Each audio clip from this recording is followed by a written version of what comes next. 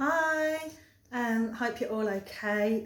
BMet students, I'm really frustrated about not being able to actually talk to you about any of this stuff at the moment because it's my favourite topic and I know we'll be having some amazing discussions, but here we are, week, I don't know, million of lockdown, I've lost track. So, we are going to be talking today about God's attributes again, and well, I'm going to be talking about it. In particular, God's omniscience, and we're also going to talk about God's relationship to time. So we're going to discuss the difference between being eternal and being everlasting, which is a distinction that's in your specification. So, omniscience is to be all-knowing. So if you remember from the last video, the omni bit means all. So omnipotent, all-powerful. Omnibenevolent, all good or loving, and omniscient, all knowing.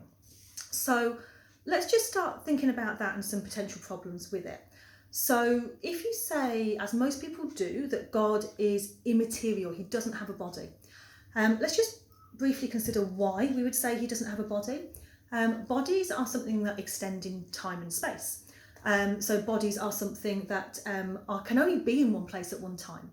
So it's generally accepted that for God to be all powerful, he can't be limited in any way, and to be physical, to be material would limit him. So generally we say that God is immaterial. So firstly, how can God know things that we know through the body? So I know what it feels like to feel pain. If I was to step on a pin and it hurt, I know what that feels like. I know what pizza tastes like. I know what the sun feels like on my skin. How could God know any of those things when he doesn't have a body through which to gain that knowledge? So let's just consider that for a moment in terms of whether there is more than one route to the same piece of knowledge. So let's forget the pizza example for a minute. Let's take sugar. And let's say that I can know that sugar is sweet. And I know that because I've eaten it. I've eaten it with my body. I've tasted it through my physical senses. Now, God can't eat sugar with a mouth. However, that's no limit on his knowledge because he still knows that sugar is sweet. There's more than one route to the same piece of knowledge. Now, God knows this through reason. So if I was a scientist and you presented me with a sugar lump, I might take it into a lab and I might analyse its properties.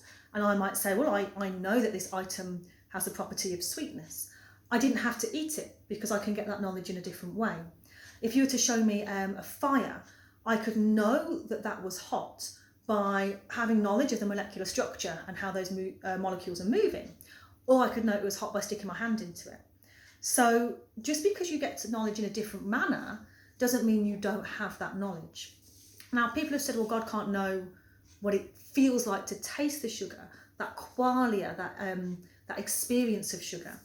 That's something you can discuss a little bit further, whether you can have the knowledge of what something feels like without actually feeling it physically. So that's one area of discussion. Like I said in the last video, this hasn't come up as an essay in recent years, certainly not since the spec change. If and when it does, I don't want lists of points. So a problem with omniscience is, and a problem with omnipotence is, I want you to just focus on maybe a couple of attributes and really delve into those. So that's what we're doing with omniscience here. Just kind of opening up loads of problems, and some you might think can be solved and some you can't. So the next thing we need to do is consider omniscience and free will. Again, this is on your specification. So the compatibility or otherwise of God's omniscience and human free will. So free will, big topic in itself, I'm going to kind of really simplify it now. The idea that you could have done otherwise. I have the ability in a given situation to do X or Y without coercion, without being forced into it. I have the ability to do that. Sorry, my cat's being really noisy. Generally it's accepted that God gave us free will because it is a greater good. A world with free will is a better one than a world without, because of the implications for morality. An act that's not done freely cannot be blamed or praised, arguably. So a world where we can make free decisions and our actions have value, and we can take life's path in whichever way we choose, is more valuable in one in which God made us like mere puppets without any freedom. So generally people say that a good God would have given us free will.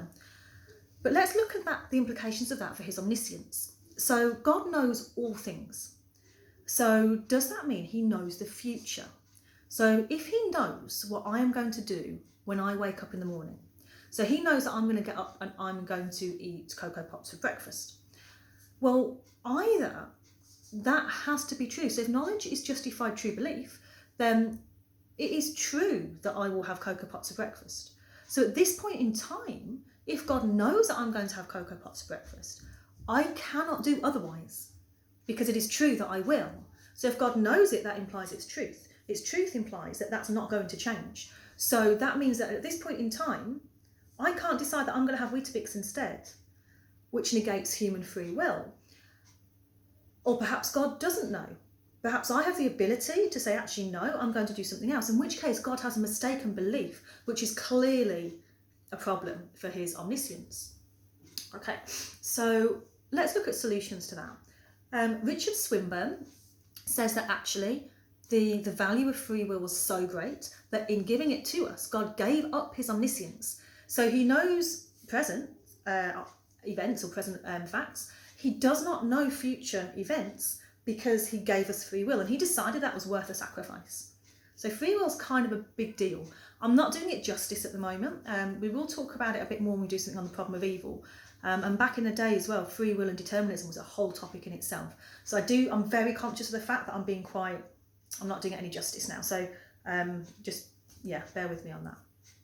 So maybe God has given up his omniscience.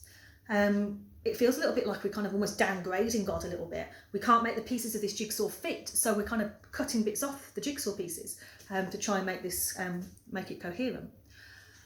Another response, which I quite like, is to do with, again, what is logically possible. Now, if you remember from the last video, we talked about logical impossibilities, not placing any limit on God's omnipotence. So we said, okay, well, if God can't make 2 + 2 = 5, does that mean he's not omnipotent? And one of the arguments we suggested was, well, actually, no, because 2 + 2 = 5 is not a thing. God can do all things. Making 2 + 2 = 5 is not a thing. It's not out there to be done. There's nothing out there that God can't do. Let's try and use a similar reasoning for God's omniscience. So if I'm saying, well, he doesn't know the future, well, the future isn't a thing. It hasn't happened. There are no future events at this point. So if God knows all things, that's fine to say he doesn't know the future. The future's not a thing. So it places no limit on him that he doesn't know something that isn't there. Now, if he doesn't know, what's going on in the next room, or he doesn't know the past, or he doesn't know, the present, that's a limit on his omniscience. But the future's not there to be known. So it's no limit on God that he doesn't know it, which is quite a nice response, I think. A further response is going to lead us on to the second kind of area that we're going to talk about today. What if we were to say that God is outside of time? So rather than being within time like we are, so we are in the present, the past has gone, the future is yet to come. If God is outside of time, then those time relations don't apply to him.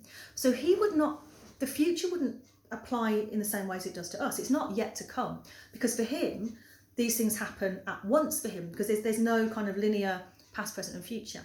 So to try to get your head around that, if God is everlasting, then he would have no beginning and end, but he would be travelling through life with us. Okay, so he would be in the present with us. The past has gone for God, the future is yet to come for God. It's like having this long path of life, and our bit of it is very short. So we start on one bit of the path, we travel for a while, we stop travelling. Whereas God is the entire path, stretching back infinitely and stretching forward infinitely.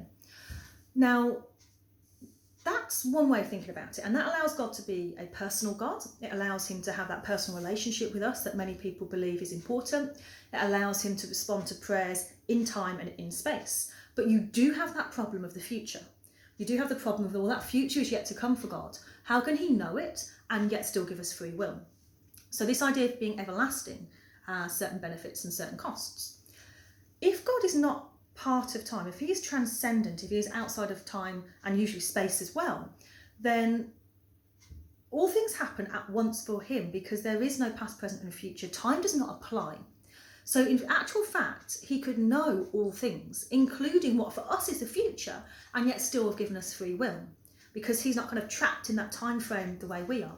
So rather than kind of walking the path like that, imagine him kind of up here, looking down at the whole path at the same time. So although for us, we are travelling it, so we've got up here, sorry, we are travelling it. You know, if I was in the classroom, I'd be drawing this on the board right now. And you know, we kind of are trapped in the path. You know, we can't see back there anymore. We can't see this future bit yet. God can see it all at the same time because he's not on the path. So he's looking down on it. Okay, so that would be to be eternal. And it kind of solves that problem of free will and omniscience. And yet, if that is the case, a couple of problems. Firstly, what about this personal God that we wanted? So what about this God who is present with us, who's walking the path with us, who has the personal relationship with us, who answers my prayer at a particular time in a particular place for a particular person? Surely that requires being within time and space. Equally, one of the arguments is that he can't have time-related knowledge.